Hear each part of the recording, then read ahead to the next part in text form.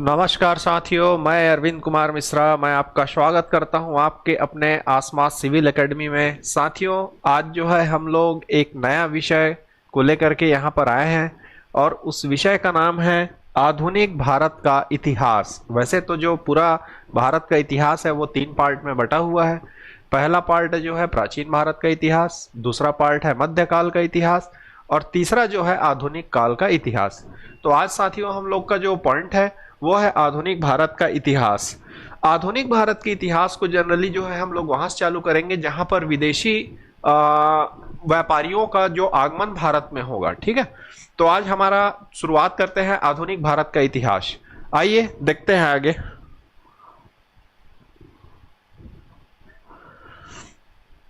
साथियों, भारत में जो है आधुनिक भारत का जब स्टार्ट हुआ, आधुनिक भारत का जो समय था, ठीक है, मतलब मुगल जो है, मुगल शासकों का जो एक अंतिम काल चल रहा था कहना चाहिए।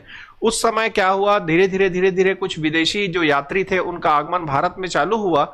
इसमें सबसे जो पहली जो शुरुआत जो यहाँ से हुई थी भारत में, सबसे पहले जो थे पुर्तगालियों का जो है भारत में आगमन हुआ। उसके बाद जो है डच आए, उसके बाद अंग्रेज आए, उसके बाद डेनिस आए, उसके बाद फ्रांसीसी और उसके बाद स्वीडिश का जो है आगमन भारत में हुआ था। ठीक है, पुर्तगाली जो थे वो सबसे पहले भारत में आए थे। पुर्तगाली जो थे बेसिकली रहने वाले यूरोपियन कंट्री के थे। ठीक है, और पुर्तगालियों का यहाँ आने का जो उद्देश्य था, इनका मेन जो पर्पस था वो बेसिकली जो था व्यापार करना था। व्यापार के दृष्टिकोण से उन्होंने भारत के एरिया को उन्होंने चुना था और व्यापार तो करना था, उसके साथ साथ जो है उन्होंने अपने क्रिश्चियन धर्म के प्रचार प्रसार को भी उद्देश्य में शामिल करके रखा हुआ था। साथियों, जैसा कि मैंने बताया आपको, पुर्तगाल, डच, अंग्रेज, डेनिस, फ्रांसीसी और स्वीडिश क्रम से आगमन हुआ है। ध्यान रखिएगा साथियों, ये परीक्षा के दृष्टिकोण से अत्यंत महत्वपूर्ण है।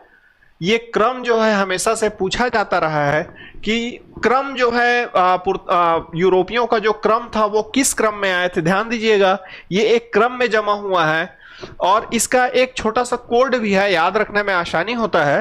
ये कई परीक्षाओं में इनके क्रम जो है पूछे जाते हैं। एक कोड है, उसको ध्यान रखिएगा।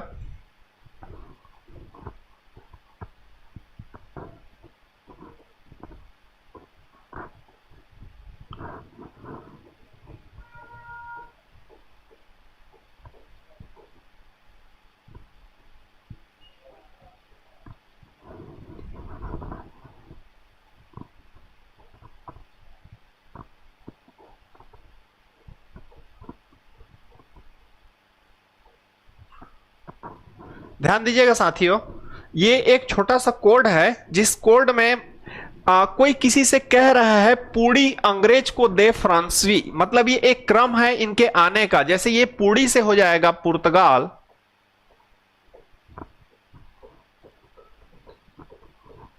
पुर्तगाली,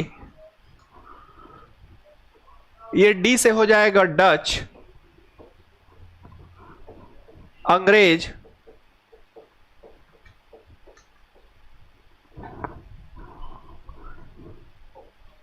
दे से हो जाएगा डेनिस,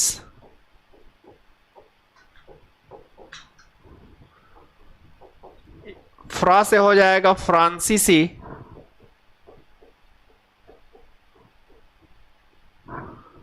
और इससे हो जाएगा स्वी से स्वीडिश।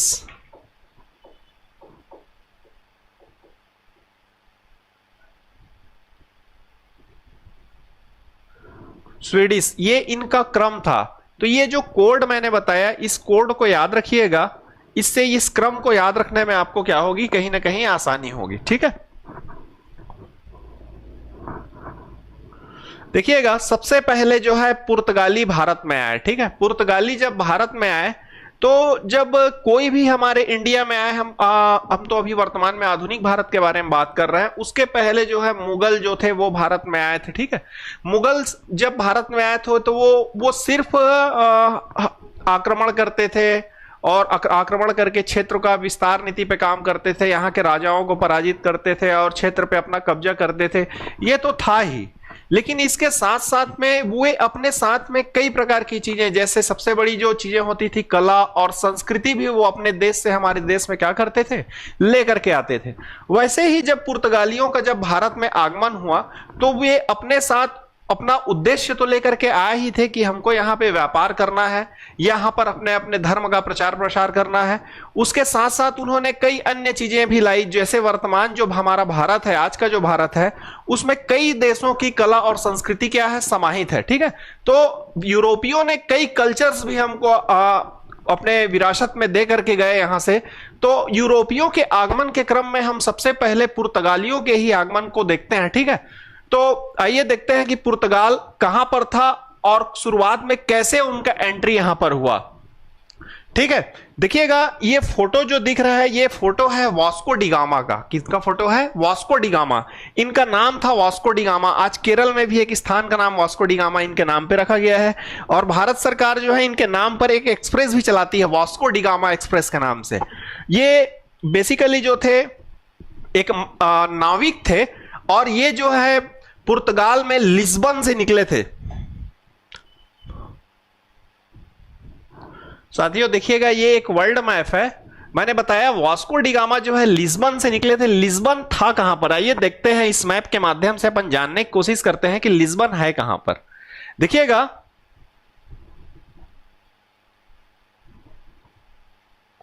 ये जो लोकेशन आपको दिख रहा है, ये लिस्बन पुर्तगाल है।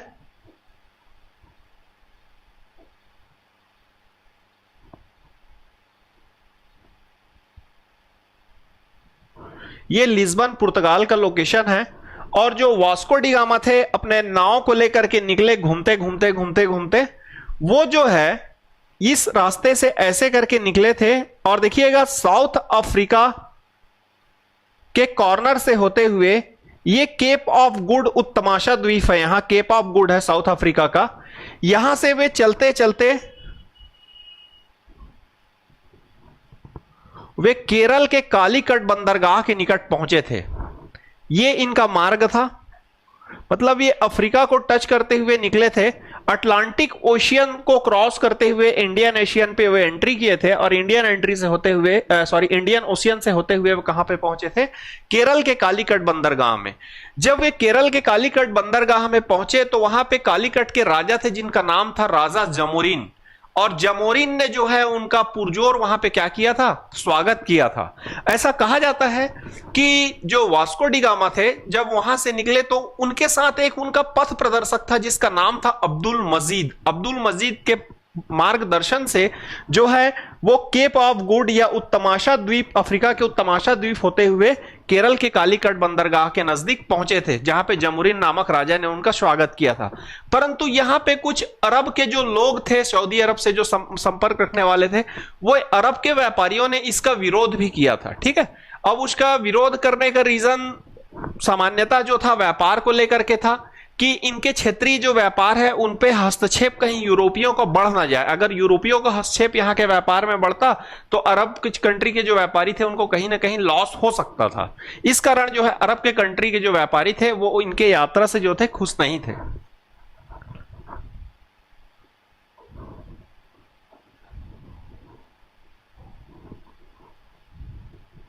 आइए अपन चर्चा करते हैं, विस्तृत चर्चा। साथियों भारत में यूरोपियनों के आने का जो क्रम, सर्वप्रथम पुर्तगाली आए, इसके बाद जो है डच, अंग्रेज, डेनिश और अंत में फ्रांसीसियों का जो है आगमन भारत में हुआ। ठीक है, क्योंकि ये सभी तो आए अलग अलग, लेकिन ध्यान रखिएगा यहां पर जिनका वेटेज था, भाई हम तो सभी के गुलाम नहीं हो पाए, हम तो अंग्रेजों के ही गुलाम थे। तो कहीं ना कहीं अंग्रेजों ने क्या किया, ये जितने भी लोग आए बाद में, जैसे डच आए, डेनिश, फ्रांसीसी, पुर्तगाल, इन सभियों को अंग्रेज ने क्या किया? टारगेट किया। एक एक करके इन्होंने क्या किया? इनको ये साइड करते चले गए, और फाइनली जब सब साइड हो गए तो फाइनली इन्होंने ईस्ट इंडिया कंपनी का सिक्का क्या किया? भारत में जमा दिया। ठीक है, आइए अपन देखते हैं। इन यूरोपियों ने यद्यपि अंग्रेज डचों के बाद आए, परंतु कंपनी ईस्ट इंडिया की स्थापना डच ईस्ट इंडिया कंपनी के पहले ही हो गई थी। ठीक, प्रथम पुर्तगीज तथा प्रथम यूरोपीय यात्री जो थे वास्को डी गामा थे, ध्यान रखिएगा, ये बहुत ही महत्वपूर्ण है। प्रथम यूरोपीय यात्री थे ये वास्को डी गामा।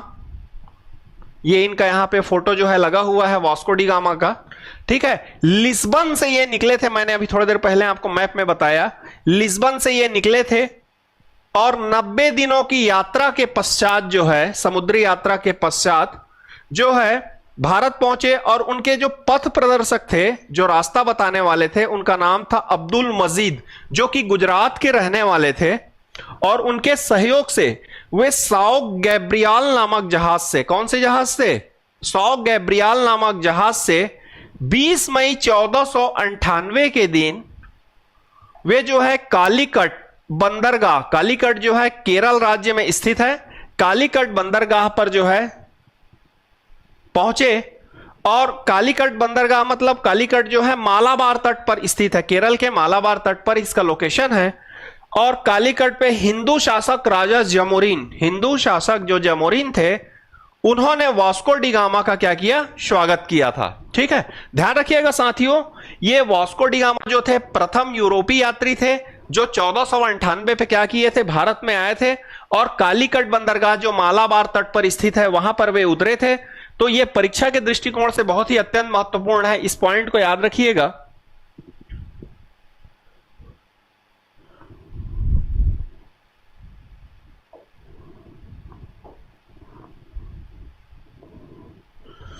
ध्यान रखिएगा साथियों। आइए इसी कड़ी में अपन आगे चलते हैं। पुर्तगालियों ने अपनी जो पहली कोठी जो बनाई थी वो कोचीन में बनाई थी। कहां बनाई थी उन्होंने अपनी पहली कोठी? अपनी पहली कोठी उन्होंने कोचीन में स्थापित की थी। और बाद में जो है गोवा जो है पुर्तगालियों की राजधानी बनी। पुर्तगालियों की राजधानी क्या थी? ध्यान रखिएगा, गोवा जो थी पुर्तगालियों की राजधानी थी। और मैंने पहले भी क्लास स्टार्ट होने के पहले बताया था कि भारत में डिफरेंट वर्ग के लोग आए और यहां पे शासन किए, जिसमें मुगल थे, पुर्तगाली थे, अंग्रेज थे, डेनिश थे, फ्रांसीसी थे। वे तो आए वो तो सही है, लेकिन वे अपने साथ कुछ कुछ नई चीजें भारत को दे करके गए। उसी कड़ी में पुर्तगालियों का जब आगमन भारत में हुआ तो वे कुछ चीजें अपनी साथ में लेकर के आए थे, जो भारत के लोगों के लिए प्रथम बार देखा, मतलब भारतीयों के द्वारा प्रथम बार देखा गया था। और वो जो चीजें थी, ध्यान दीजिएगा, जैसे देखिएगा भारत में तंबाकू, प्रिंटिंग प्रेस, अनानास, पपीता, अल्फांसो आम आदि पुर्तगालियों की भारत में देन है। ये इनका गिफ्ट है भारतीयों को। पहले भारत में जो लोग थे वो प्रिंटिंग प्रेस, तंबाकू, अल्फांसो आम इत्यादि चीजों को नहीं जानते थे। पुर्तगालियों के द्वारा ही भारत में इन चीजों को क्या किया गया, पहली बार लाया गया था, ठीक है। अब जब पुर्तगाली आए, उनका व्यापार यहां पर धीरे धीरे जमने लग गया, ठीक। तो वहां पर अब ये गवर्नरों की नियुक्ति करने लगे। इसी कड़ी में जो पुर्तगालीस थे, उनके जो पहले गवर्नर थे, उनका नाम था Francisco de Almeida. Francisco de Almeida एक बहुत ही महत्वाकांक्षी गवर्नर थे। और कहीं ना कहीं उनकी जो नीति थी, एक बहुत ही उनके लिए एक शानदार नीति थी, क्योंकि वो व्यापार को लेकर के फोकस थे और कहीं ना कहीं उनका माइंड जो था व्यापार को बढ़ाने को लेकर के था, ठीक है। तो फ्रांसिस्को डी अल्मेडा जो थी आए थे, इनका कार्यकाल 1505 से 1509 में था। और ये भारत में प्रथम पुर्तगाली गवर्नर थे। क्या थे? भारत के प्रथम पुर्तगाली गवर्नर कौन थे? फ्रांसिस्को डी अल्मेडा थे। और इनकी जो पॉलिसी थी, वो जो पॉलिसी थी वो ब्लू वाटर पॉलिसी के नाम से जानी जाती है, या शांत जल नीति के नाम से जानी जाती है। इनकी नीति शांत जल नीति, या इसी को ब्लू वाटर पॉलिसी के नाम से भी जाना जाता है।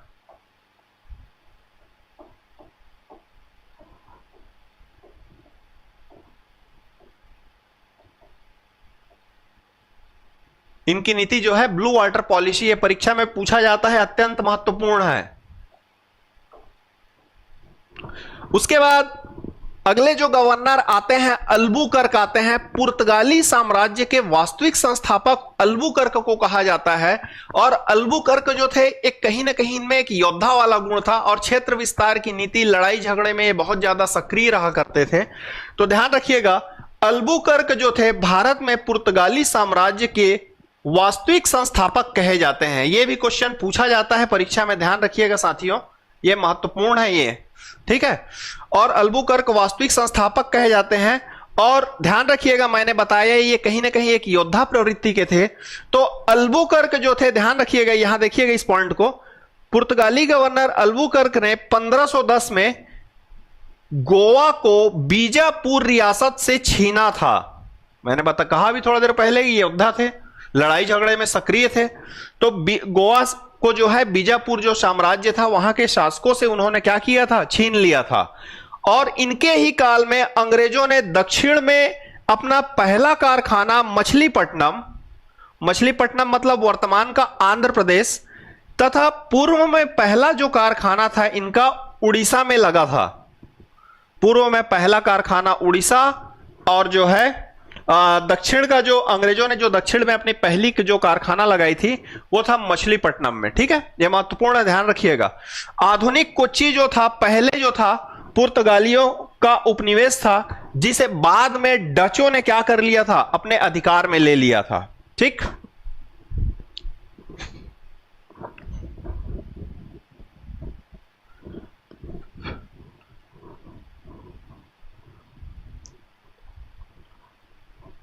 देखिएगा, आधुनिक कोच्चि पहले पुर्तगालों का उपनिवेश था, बाद में जो है इस पे डचों का अधिकार हो गया था, और डचों के द्वारा ही यहां पर आधुनिक कोच्चि में फोर्ट विलियम का निर्माण कराया गया था। इस फोर्ट विलियम का निर्माण पहले क्या था, कोच्चि पहले पुर्तगालियों के कब्जे में था, और बाद में जो डचों का एंट्री हुआ तो डचों ने क्या किया, जो कोच्चि था उस पर कब्जा कर लिया और वहां पे फोर्ट विलियम का निर्माण कराया था। 1814 में पूर्ण करा लिया था, ठीक है। ब्रिटिश नियंत्रण में लिया, और यह भारत की स्वतंत्रता तक ब्रिटिश उपनिवेश का पार्ट था। कौन, कोच्चि, मतलब आजाद हो जाने के बाद भी उनका कॉलोनी जो है औपनिवेशिक जो था वो बना हुआ था, ठीक है। आगे देखिएगा, भारत में जो है मध्यकाल में भारत में सबसे पहले जो व्यापार करने वाले जो विदेशी थे उसमें पहला स्थान जो था पुर्तगालियों का था। देखिएगा, मध्यकाल में सर्वप्रथम भारत से व्यापारिक संबंध स्थापित करने वाले पुर्तगाली ही थे। यह क्वेश्चन पूछा जाता है भाई, ध्यान रखिएगा, महत्वपूर्ण है। मध्यकाल में भारत के साथ व्यापार करने वाले प्रथम विदेशी कौन थे, तो ध्यान रखिएगा ये पुर्तगाली थे। और उनका जो श्रेय मैं पहले ही बता दिया हूं, प्रिंटिंग प्रेस लाने का जो श्रेय है पुर्तगालियों को जाता है, तंबाकू लाने का श्रेय जो है पुर्तगालियों को ही जाता है। और एक महत्वपूर्ण पॉइंट है, पुर्तगाली जो है समुद्र में एस्टाडो इंडिया के नाम से जाने जाते थे। किसके नाम से जाने जाते थे, एस्टाडो इंडिया के नाम से जाने जाते थे।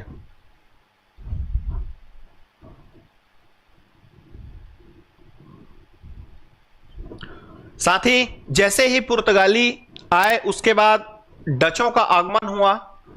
साथियों, पुर्तगालियों के ठीक बाद जो है डचों का आगमन होता है। डच बेसिकली हॉलैंड के निवासी थे, मतलब ये भी कहीं ना कहीं यूरोपी ही थे।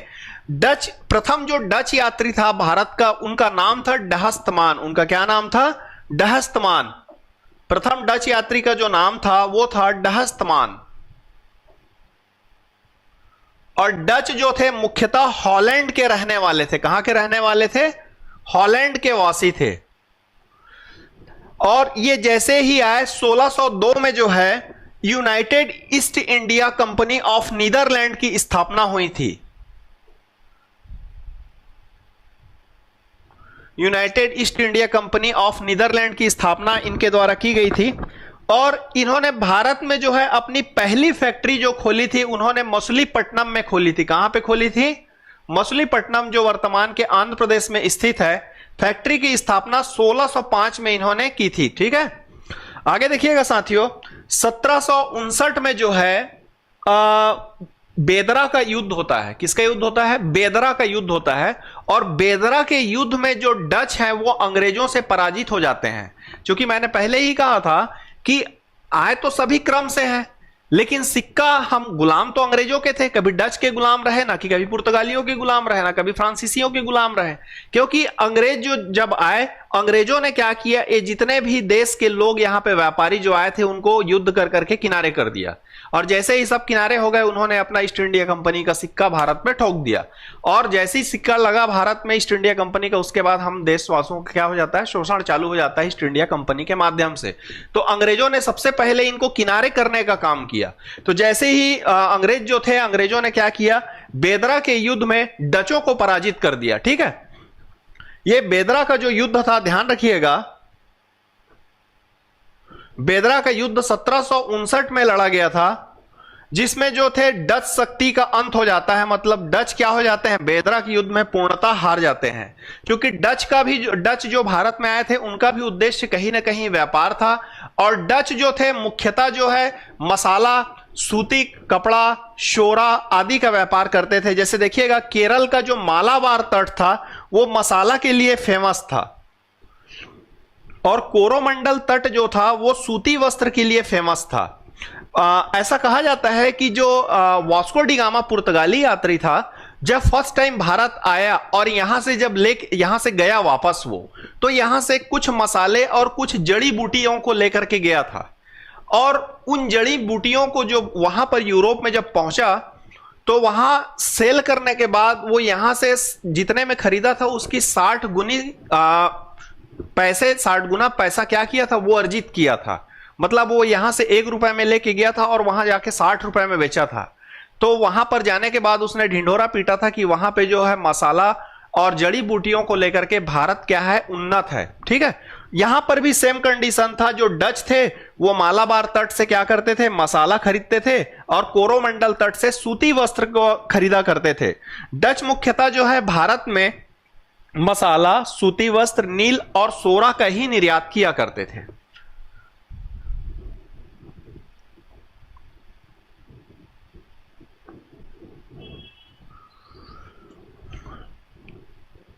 साथियों, अब एंट्री होगा अंग्रेजों का। किनका साथियों, अब एंट्री होगा भारत में अंग्रेजों का।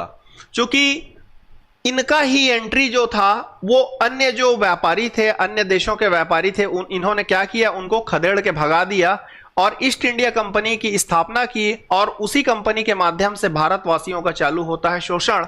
और ईस्ट इंडिया कंपनी के माध्यम से जो है अलग अलग जो कृषक वर्ग या भूमिहीन वर्ग जो थे उनको ये लोग क्या करते थे, शोषित करते थे, शोषण करते थे, और किसानों को जो है जबरन में नील की खेती करने के लिए या कोई अन्य भी कच्चे कृषि उत्पाद जो वो लोग सूती कपड़ा वगैरह खरीदते थे तो कृषकों से बहुत कम दाम में खरीदा करते थे। ठीक है, तो अब फाइनली इनका एंट्री होता है अंग्रेजों का।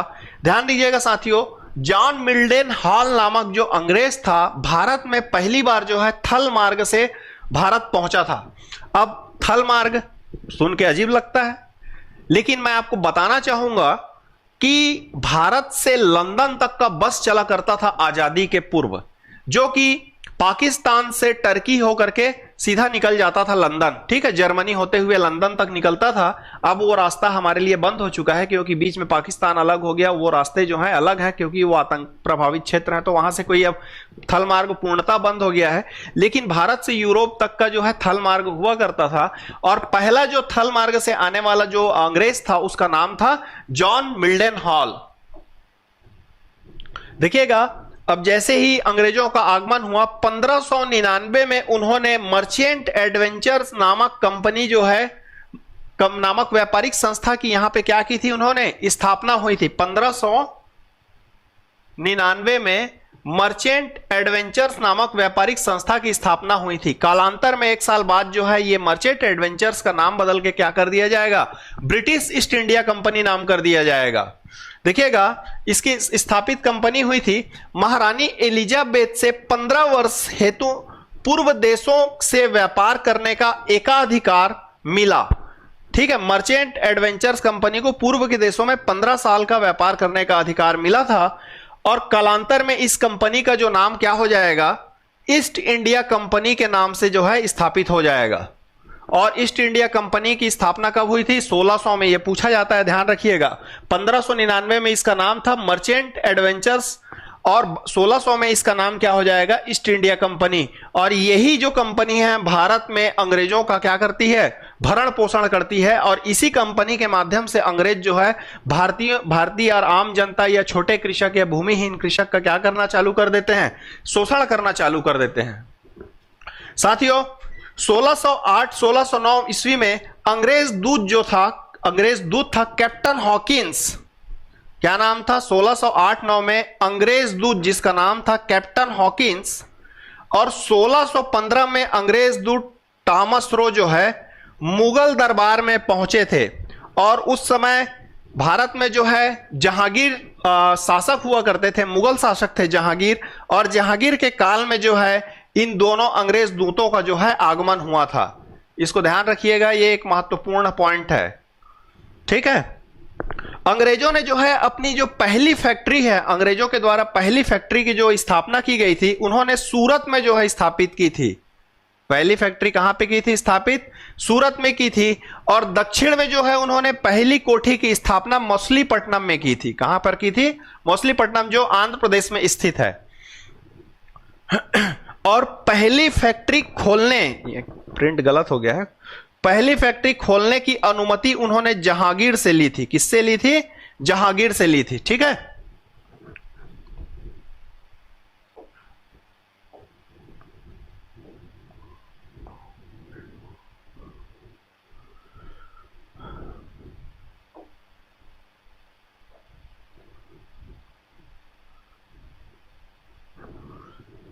साथियों 1661 में चार्ल्स द्वितीय जो राजा थे ब्रिटेन के, उनका विवाह जो है पुर्तगाली राजकुमारी से हुआ था। किससे हुआ था? पुर्तगाली राजकुमारी से। तो पुर्तगालियों ने राजा चार्ल्स द्वितीय को मुंबई को जो है दहेज स्वरूप दिया था। देखिएगा 1661 में चार्ल्स द्वितीय ने पुर्तगाल राजकुमारी से विवाह किया और दहेज स्वरूप पुर्तगालियों ने मुंबई को उनको समर्पित किया था। ठीक है, समझिए कितनी बड़ी बात है। मुंबई जो आज भारत का महानगर है, उसको पुर्तगालियों ने क्या किया था? दहेज के स्वरूप में जो है ब्रिटेन के जो राजा थे चार्ल्स द्वितीय, उनको गिफ्ट में दिया था, दहेज में दिया था। और 1668 ईस्वी में ईस्ट इंडिया कंपनी को 10 पैगोड़ा वार्षिक किराए पर दिया, और जो है 10 पैगोड़ा वार्षिक किराए पर जो है उन्होंने किसको दे दिया था? ब्रिटिश ईस्ट इंडिया कंपनी को दे दिया था। ये एक पॉइंट था, बड़ा पॉइंट, ध्यान रखिएगा। मुंबई जो है अंग्रेजों को दहेज में मिला था। ठीक है, उसके बाद अगला पॉइंट देखते हैं। सन 1717 में हैमिल्टन जो था एक डॉक्टर था, चूंकि अंग्रेज थे शुरू से बुद्धिमान थे, पढ़े लिखे थे, इनको सर्जरी करना या सर्दी खांसी बुखार, पहले तो नॉर्मल सर्दी खांसी बुखार में भी लोगों का जान चला जाता था। फर्रुख सियर जो था एक मुगल शासक था, और मुगल शासक दर्दनाक बीमारी को झेल रहा था, तो वो हैमिल्टन जो अंग्रेज डॉक्टर था उसने उसका इलाज किया था। ठीक है, और इस इलाज के बदले में फर्रुख सियर ने क्या किया था? देखिएगा, छुटकारा दिलाया। फलतः अंग्रेजों को बंगाल में अनेक व्यापार का विशेषाधिकार प्राप्त हुआ। मतलब सोचिए, फर्रुख सियर का सिर्फ इलाज करने के बदले में फर्रुख सियर ने क्या किया था? उनको बंगाल में व्यापार करने का विशेष अधिकार दे दिया था, और इसी विशेष अधिकार को कंपनी का मैग्ना कार्टा कहा जाता है। देखिए, इसे कंपनी का मैग्ना कार्टा कहा जाता है। ये छोटे छोटे जो हमारे राज्य के रियासत के जो राजा थे, उन्होंने अंग्रेजों के लिए अपने शुरुआत में द्वार को क्या कर दिए? खोल दिए, और बाद में जो है ये खुला द्वार जो था उन्हीं को महंगा पड़ना क्या हो गया? चालू हो गया था। देखिएगा, ये कंपनी का मैग्ना कार्टा कहलाता है, अंग्रेजों को व्यापार के लिए छूट दे दी थी। अब अगला देखिएगा, 1632 में गोलकुंडा के शासक थे अब्दुल्ला कुतुब शाह। गोलकुंडा के शासक थे, उनका नाम था अब्दुल्ला कुतुब शाह। इसने कंपनी को 500 पैगोड़ा वार्षिक अदायगी करने के बदले में स्वतंत्र व्यापार की अनुमति दी थी। अब्दुल्ला कुतुब शाह का मानना था कि आप 500 पैगोड़ा मेरे को 1 साल का दे दो, उसके बाद इस क्षेत्र में स्वतंत्र व्यापार करो। ये जो स्वतंत्रता शासक के द्वारा दी गई थी, इसे सुनहरा फरमान कहा जाता है। क्या कहा जाता है भाई? सुनहरा फरमान कहा जाता है। ध्यान रखिएगा, कंपनी का मैग्ना कार्टा और सुनहरा फरमान, ये दोनों पॉइंट्स पूछे जाते हैं, महत्वपूर्ण है। अब देखिएगा साथियों, कुछ संस्थापक थे, जिसको पूछता है मुंबई के जो संस्थापक थे उनका नाम था गेराल्ड अंगियार। मुंबई के संस्थापक कौन थे जी? गेराल्ड अंगियार। और कलकत्ता के संस्थापक थे जॉब चारनॉग। ये क्वेश्चन परीक्षा में पूछे जाते हैं।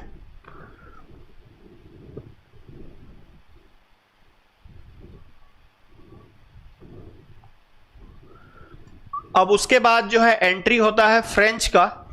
आइए हम देखते हैं फ्रेंच के बारे में। 1664 ईस्वी में फ्रांसीसी ईस्ट इंडिया कंपनी की स्थापना हुई। यह एक जो है सरकारी कंपनी थी, ठीक है। 1668 में इन्होंने सूरत में अपनी पहली फैक्ट्री स्थापित की थी। कहां पर स्थापित की थी इन्होंने पहली फैक्ट्री? अपनी सूरत में स्थापित की थी। इन्होंने सूरत में अपनी पहली फैक्ट्री स्थापित की। कहां पर की थी? फ्रांसीसियों ने सूरत में जो है पहली फैक्ट्री की स्थापित की थी। और पुडुचेरी में ही पांडिचेरी की नींव रखी। यह बाद में फ्रांसीसियों की राजधानी बनी। पांडिचेरी जो थी फ्रांसीसियों की क्या थी भाई? राजधानी थी। और ध्यान रखिएगा, जैसे मैं पहले भी बता चुका हूं, अंग्रेज जो है धीरे धीरे हर एक देश के व्यापारियों को क्या कर रहे थे? साइड करते जा रहे थे। लड़ाई लड़ लड़ के उनको किनारे करते जा रहे थे। इसी कड़ी में फ्रांसीसियों को भी उन्होंने जो है 1760 में वांडीवास के युद्ध में अंग्रेजों के हाथ में इनकी निर्णायक हार हुई। किनकी? फ्रांसीसियों की।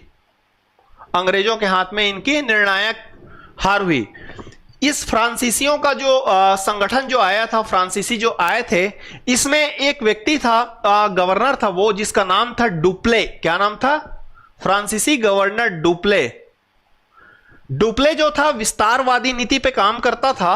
और ये पहला ऐसा गवर्नर था कि जो है क्षेत्र विस्तार की नीति के लिए जो है भारतीय राजाओं के बीच में लड़ाई में शामिल होता था। ये अपने क्षेत्र विस्तार की नीति को जो है ये मतलब अपने क्षेत्र की विस्तार करने के लिए ये दो राजाओं के लड़ाई के बीच में स्वयं घुस जाता था कि वो दो राजाओं की लड़ाई में जो है मेरे को बेनिफिट मिले, मेरा फायदा मिले और मैं अपने क्षेत्र को क्या करूं? विस्तृत करूं। देखिएगा इसमें लिखा भी है, जिसमें भू क्षेत्र अर्जित करने के लिए भारतीय राजाओं के झगड़े में भाग लिया। और बाद में जो है क्लाइव ने इसको अपनाया था। इसकी पॉलिसी को क्या किया था? क्लाइव ने इसकी पॉलिसी को अडॉप्ट किया था। पांडिचेरी के कारखाने में मार्टिन ने फोर्ट लुई का निर्माण कराया था। पांडिचेरी के कारखाने में मार्टिन ने फोर्ट लुई का निर्माण कराया था। एक महत्वपूर्ण पॉइंट है परीक्षा के दृष्टिकोण से।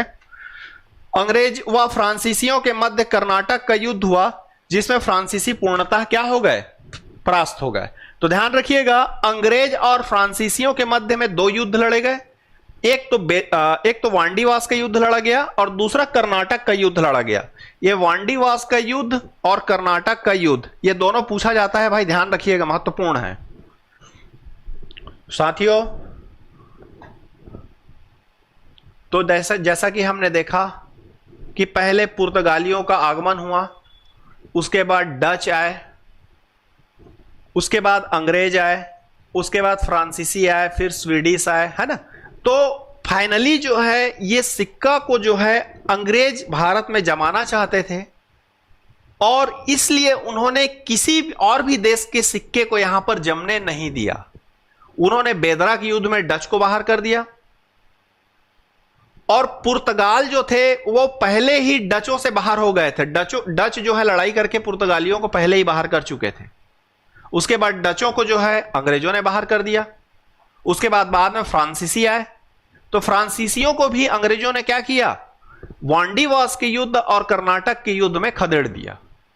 अब भारत में बच गया कौन? सर्वे सर्वा अंग्रेज। अब अंग्रेजों की जो ईस्ट इंडिया कंपनी थी, जो मर्चेंट एडवेंचर्स के नाम से स्थापित हुई थी, बाद में उनका नाम बदल करके ब्रिटिश ईस्ट इंडिया कंपनी कर दिया गया था। और ब्रिटिश ईस्ट इंडिया कंपनी के माध्यम से चालू होता है उनके शोषण का खेल। ठीक साथियों, जो आज हम लोग टॉपिक जो पढ़े हैं उससे संबंधित अपन कुछ जो है क्वेश्चन है उसके बारे में आइए हम लोग चर्चा करते हैं। देखिएगा, लंदन में ब्रिटिश ईस्ट इंडिया कंपनी के गठन के समय भारत में कौन बादशाह थे? साथियों ध्यान रखिएगा, उस समय भारत में जो थे शासक थे उनका नाम था अकबर। भारत में अकबर का शासन चल रहा था, उस समय जो है ब्रिटेन में मर्चेंट एडवेंचर्स या ब्रिटिश ईस्ट इंडिया कंपनी की स्थापना हुई थी। यह पूछा जाता है साथियों क्वेश्चन। साथियों हमारा नेक्स्ट क्वेश्चन है, वास्को डी गामा कालीकट के बंदरगाह पर किस वर्ष में आया था? गेस करिए साथियों इसका आंसर क्या होगा। वास्को डी गामा 1498 में जो है कालीकट के बंदरगाह पे आया था। केप ऑफ गुड उत्तमाशा द्वीप जो साउथ अफ्रीका में है, उस एरिया को क्रॉस करते हुए अब्दुल मजीद नामक पथ प्रदर्शन जो उसका साथी था, उसके मार्गदर्शन में वो भारत तक आया था और कालीकट बंदरगाह पे राजा जमोरीन ने इनका स्वागत किया था।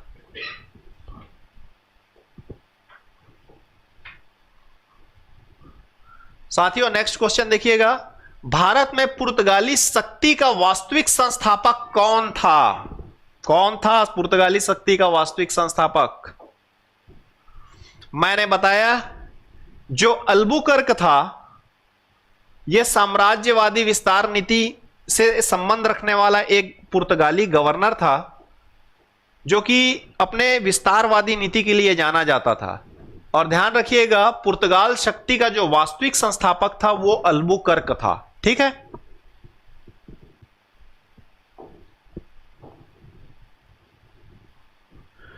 कलकत्ता की स्थापना किसने की थी? ये सब क्वेश्चन पूछे जाते हैं साथी। मैंने बताया था कोलकाता के जो संस्थापक थे वो जॉर्ज चार्नॉक थे और मुंबई के संस्थापक के बारे में बताया था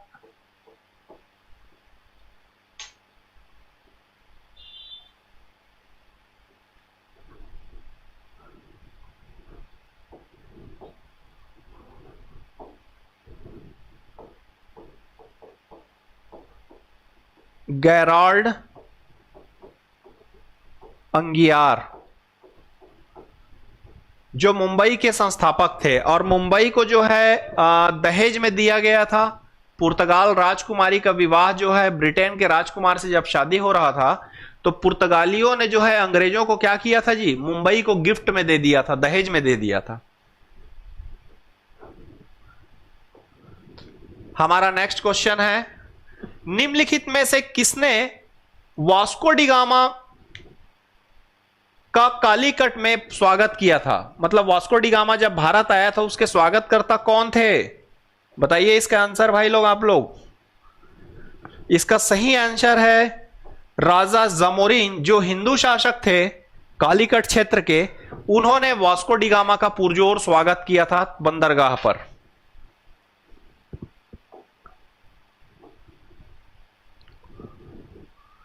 साथियों हमारा next question, east India company की प्रथम फैक्ट्री स्थापित की गई थी?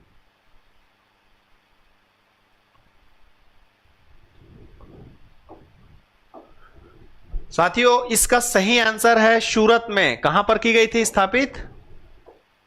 सूरत में की गई थी।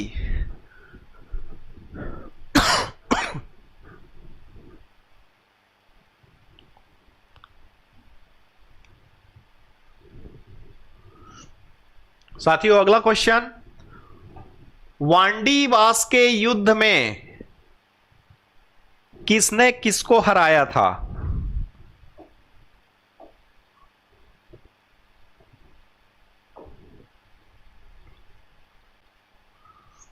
इसका सही आंसर है ब्रिटिशर्स ने किसको हराया था? फ्रेंच को हराया था। वांडीवास के युद्ध में ब्रिटिशर्स जो थे उन्होंने फ्रेंच को हरा करके बाहर कर दिया था। और इन्होंने वांडीवास के अलावा कर्नाटक का भी युद्ध जो है फ्रेंच के साथ ब्रिटिशर्स ने लड़ा था। ठीक है,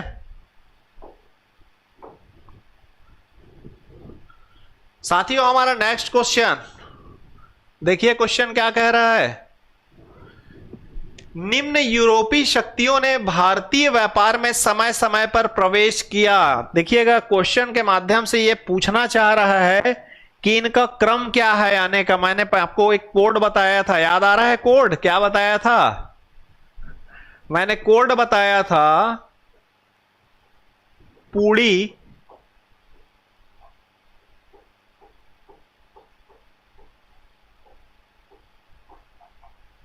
अंग्रेज को दे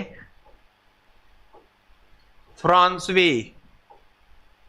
देखिए पहले नंबर पे पुर्तगाल थे, दूसरे नंबर पे डच, तीसरे नंबर पर अंग्रेज, चौथे नंबर पर डेनिस और पांचवें नंबर पे थे फ्रांसवी। तो आइए देखते हैं इसमें कौन कौन सा है। पहले नंबर पे थे पुर्तगाली, पुर्तगाली फोर्थ ऑप्शन। दूसरे नंबर पर डच, ठीक है, उसके बाद थे अंग्रेज और फिर उसके बाद थे फ्रांसीसी। इसका जो सही आंसर है ये है ऑप्शन सी।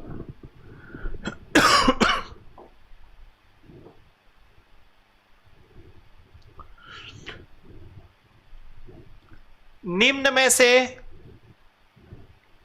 नीला जल योजना या ब्लू वाटर पॉलिसी या शांत जल नीति, शांत जल नीति, नीला जल नीति, ब्लू वाटर पॉलिसी किससे संबंधित था? ब्लू वाटर पॉलिसी किससे संबंधित था? साथियों इसका जो सही आंसर है, साथियों इसका जो सही आंसर है वो है फ्रांसिस्को डी अल्मीडा। ये इसका करेक्ट आंसर होगा।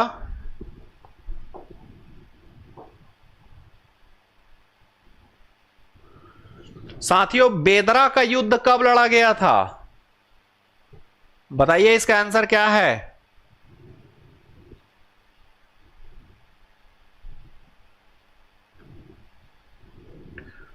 बेदरा का युद्ध कब लड़ा गया था? इसका सही आंसर क्या है?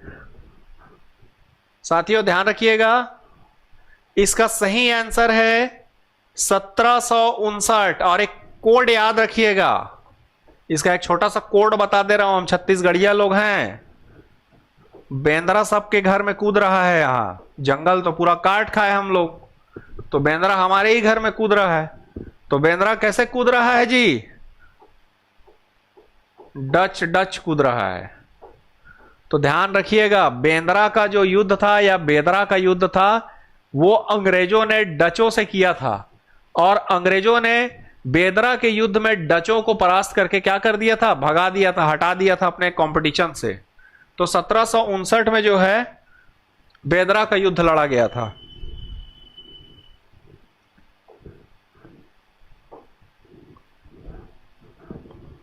साथियों हम अगले क्वेश्चन पे चर्चा कर रहे थे, भारत में प्रिंटिंग प्रेस लाने का श्रेय किसे जाता है? बताइएगा साथियों इसका आंसर। सोचिए क्या है इसका आंसर। मैंने बताया था भारत में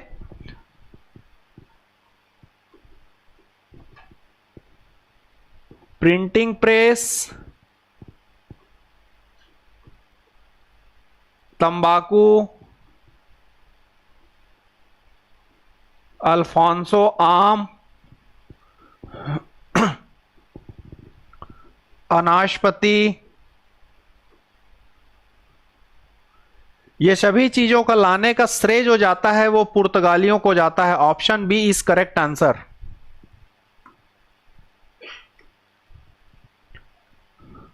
साथियों नेक्स्ट क्वेश्चन, मालाबार तट किस चीज के व्यापार के लिए प्रसिद्ध था? मालाबार तट मतलब कहां पर बताया था मैंने? केरल में। और केरल जो है किसके लिए प्रसिद्ध था जी? वास्को डी गामा वहां से क्या लेकर के गया था? वापस गया तो वास्को डी गामा वहां से लेकर के गया था मसाला। इसका सही आंसर है मसाला। ध्यान रखिएगा साथियों, आज भी भारत में जो मैक्सिमम मसाले जो आते हैं वो केरल क्षेत्र से ही आते हैं, मालाबार तट एरिया से ही आते हैं। तो मालाबार तट मसाला के लिए फेमस था।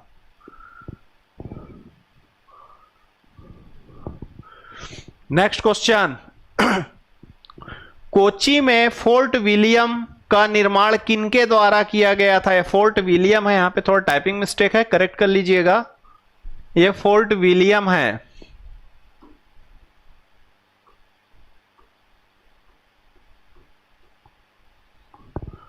कोच्चि में फोर्ट विलियम का निर्माण किनके द्वारा किया गया था? इसका सही आंसर है ऑप्शन बी डच। डचों के द्वारा जो है कोच्चि में फोर्ट विलियम का निर्माण किया गया था।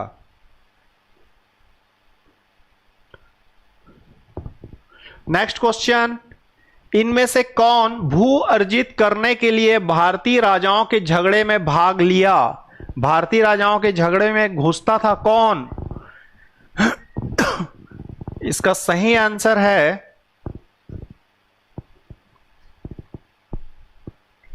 डुप्ले। कौन था डुप्ले? ये एक फ्रांसीसी गवर्नर था। कौन था? फ्रांसीसी गवर्नर था। हमारा नेक्स्ट क्वेश्चन, टॉमस रो किस मुगल शासक के दरबार में आया था? इसका आंसर बताइए साथियों, कौन है इसका आंसर? साथियों इसका सही आंसर है टॉमस रो जो है जहांगीर के दरबार पे आया था। उस समय मुगल शासक जहांगीर का शासन था भारत में।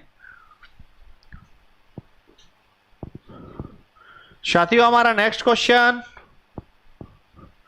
ब्रिटिश ईस्ट इंडिया कंपनी की स्थापना कब की गई थी?